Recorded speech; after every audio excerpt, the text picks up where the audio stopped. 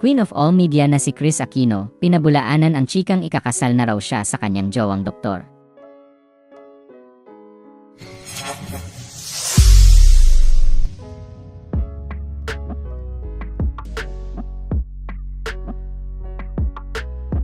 Mariing pinabulaanan ng Queen of all media na si Kris Aquino ang tungkol sa chikang ikakasal na raw siya sa kanyang jowang doktor.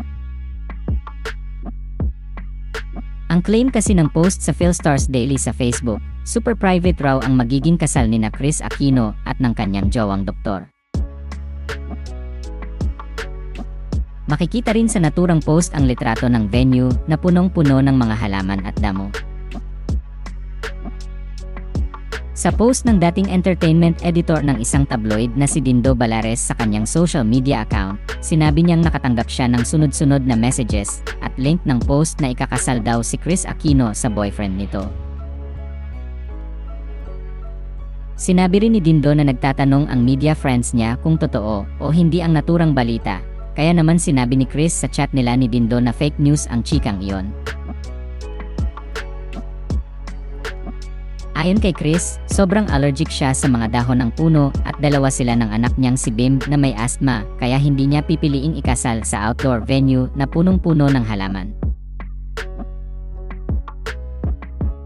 Anya, Kuya Dindo, the best answer to that fake news is how can your panganay, who has adult onset asthma and has publicly admitted to having chronic spontaneous urticaria and is currently undergoing treatment that makes her extra sensitive to direct sun exposure.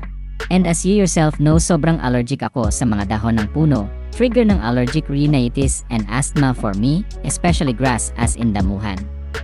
Does it make sense na pipili ako ng outdoor venue na punong-puno ng halaman?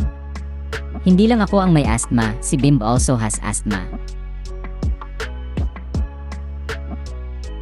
Dagdag pa ng Queen of all media, kung totoong kilala siya nung nag-scoop ng naturang balita, ay dapat alam nito yung alam ni Dindo.